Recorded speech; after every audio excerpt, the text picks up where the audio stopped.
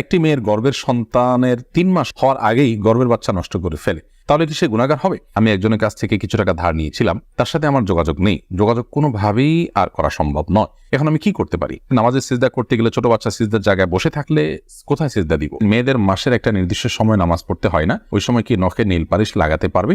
আমার ভাতিজা আমাকে ছোট আব্বু বলে ডাকে, এতে কোনো সমস্যা হবে কিনা? পরিবারের সদস্যদের সঙ্গে শান্তি বজায় রাখার জন্য ছোট ছোট মিথ্যা বলা যাবে কিনা? ফরজ নামাজ শেষে বৈঠকে দুরূদ শরীফ পড়া শেষ করার পূর্বেই ইমাম সালাম ফিরিয়ে ফেললেন, সেক্ষেত্রে আমার করণীয় কি? কেউ যদি ঢিলা কুলুপ না করে ওযু করে তাহলে কি তার ওযু হবে? প্রশ্ন উত্তর দেওয়ার আলোকিত ভবনে আমরা প্রবেশ করি। আরফাত ফারজান আপনি লিখেছেন, স্বামীর সামনে টিপ লাগালে গুনাহ হবে কি? সৌন্দর্য বর্ধনের জন্য লাগাতে পারেন, কোনো অসুবিধা নেই, সেটি জায়েজ আছে। এরপরে MRS তাবিয়াত থেকে আপনি লিখেছেন, মেয়েদের মাসের একটা নির্দিষ্ট সময় নামাজ পড়তে হয় না, ওই সময় কি নখে নীল পালিশ লাগাতে পারবে?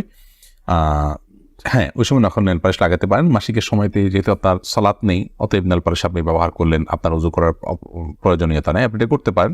এরপর যখন পবিত্র হবেন তখন আপনি সেখান থেকে নেল পালিশগুলোকে রিমুভ করে আপনি ওযু করে নামাজ পড়লেন, এটা জায়েজ আছে, কোনো অসুবিধা নেই। ইবাদত ইসলাম আপনি লিখেছেন, ওযু করে আয়না দেখলে কি ওযু ভেঙে যায়? না, এতে কোনো ওযু ভাঙে না। বিথির রহমান আপনি লিখেছেন, নামাজের সিজদা করতে গেলে ছোট বাচ্চা সিজদার জায়গায় বসে থাকলে কোথায় সিজদা দিব?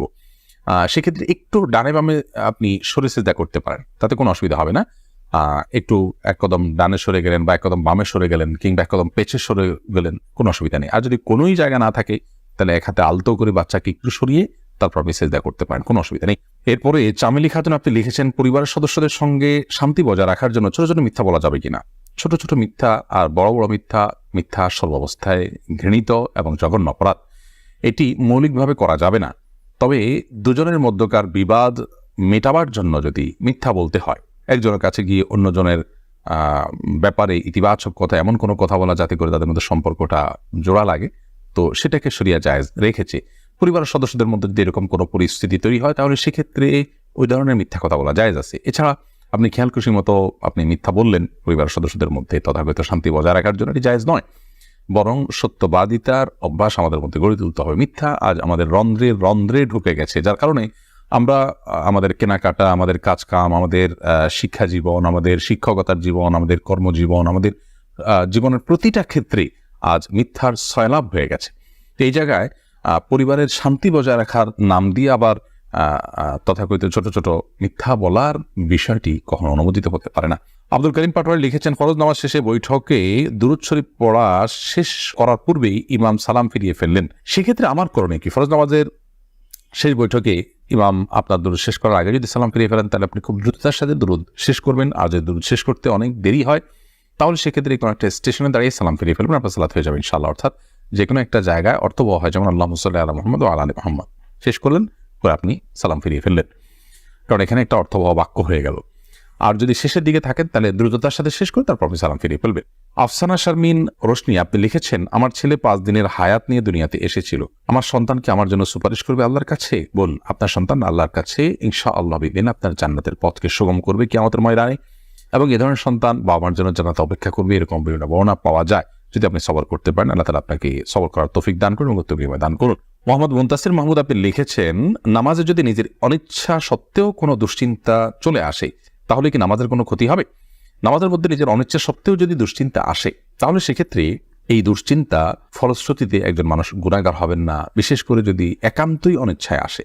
কিন্তু সেটাকে যদি কন্টিনিউ করতে থাকেন তিনি, অর্থাৎ ভাবতেই থাকেন, ধরুন দুনিয়ার কোনো বিষয় মনে পড়লো আপনার জন্য যেটা দুশ্চিন্তার, এরপর ওইটা নিয়ে আপনি নামাজের মধ্যে ভাবতেই থাকলেন, তাহলে সেটা অবশ্যই আপনার জন্য গুনাহের বিষয় হবে এবং নামাজের আপনার যে প্রাণ সেটাকে নষ্ট করবে।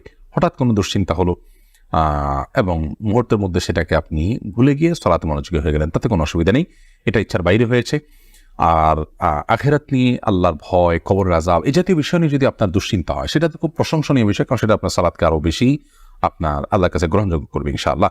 জোস মাসুম মামুন এআইডি থেকে আপনি লিখেছেন, আমার ভাতিজা আমাকে ছোট আব্বু বলে ডাকে, এতে কোনো সমস্যা হবে কিনা? দেখুন, আপনার ভাতিজা যদি আপনাকে ছোট আব্বু বলে ডাকে তাহলে সেক্ষেত্রে মৌলিকভাবে কোনো অসুবিধা নেই, কারণ আমাদের দেশে অনেক এলাকাতে চাচাকে ছোট বাবা বলা হয়। ছোট বাবা বলা হয় এটা রূপক অর্থে, তাকে সত্যিকারের পিতা মনে করে বাবা বলা হয় না।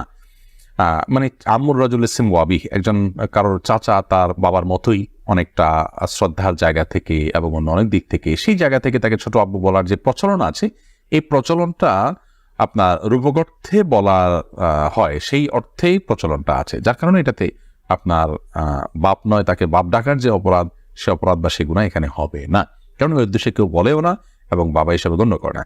হাবিব রাজ আপনি লিখেছেন, আমার মামাতো বোন আমার বয়সে 5 মাসের বড়, আমি কি তাকে বিয়ে করতে পারবো?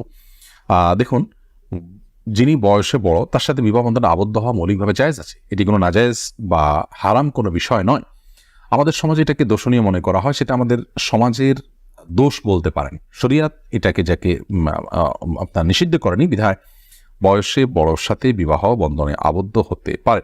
বিশেষ করে নবী করিম সাল্লাল্লাহু আলাইহি সাল্লাম তিনি নিজেও খাদিজা রাদিয়াল্লাহু তাআলা আনহাকে বিয়ে করেছেন, তখন খাদিজা রাদিয়াল্লাহু তাআলা আনহা বয়স তার চাইতে বেশি ছিল। তো এখান থেকে বোঝা যায় নিজের চাইতে বয়সে বড় কাউকে বিয়ে করাটা শরিয়া দৃষ্টিকোণ থেকে মৌলিকভাবে অনুমোদিত। এটাকে দোষণীয় মনে করাটা বরং দোষের বিষয়। আমাদের শরিয়াতে এত ফ্লেক্সিবল রেখেছে বিষয়গুলোতেই, অথচ আমরা সেগুলোকে অনেক বেশি আপনার সংকুচিত করে ফেলছি, এবং যার ফলশ্রুতিতে নানা রকমের অপরাধ প্রবণতা কিন্তু আমাদের সমাজে বেড়ে চলেছে। শারমিন আক্তার আপনি লিখেছেন, আমি একজনের কাছ থেকে কিছু টাকা ধার নিয়েছিলাম, তার সাথে আমার যোগাযোগ নেই, যোগাযোগ কোনোভাবেই আর করা সম্ভব নয়, এখন আমি কি করতে পারি? আপনি যদি তার সাথে যোগাযোগের কোনো সুযোগ না থাকে এবং যোগাযোগের কোনো সম্ভাবনা না থাকে, তাহলে সেক্ষেত্রে ওই টাকাটা কোনো গরিব দুঃখীকে দান করে দিবেন তার তরফ থেকে, অর্থাৎ তার তরফ থেকেই ডোনেশন করে দিলেন, দান করে দিলেন, সবটা তার আমল নামায় যুক্ত হলেন, মাধ্যমে ইনশাআল্লাহ আপনি দায়মুক্ত হওয়ার চেষ্টা করতে পারেন। তারিমা আপনি লিখেছে, আমি প্রেম করে বিয়ে করেছি, হারাম সম্পর্ক করেছি, এখন কি করলে আল্লাহ আমার সংসার জীবনকে সুখের করবে? কোনো উপায় আছে কি? আমাদের দুদিন পর পর ছোট ছোট বিষয় নিয়ে অনেক ঝগড়া হয়, এখন আমরা কেউ কাউকে সহ্য করতে পারি না, এখন কি করলে আল্লাহ আমাদের শান্তি দিবেন? প্লিজ জানাবেন। বোন তারিমা, আপনারা আল্লাহর কাছে আগের কৃতকর্মের জন্য লজ্জিত হয়ে ধন্যবাদ ক্ষমা চাইবেন, চোখের পানি ফেলে মাপ চাইবেন যে আল্লাহ আমাদের অন্যায়ের জন্য আপনি মাফ করে লজ্জিত থাকবেন।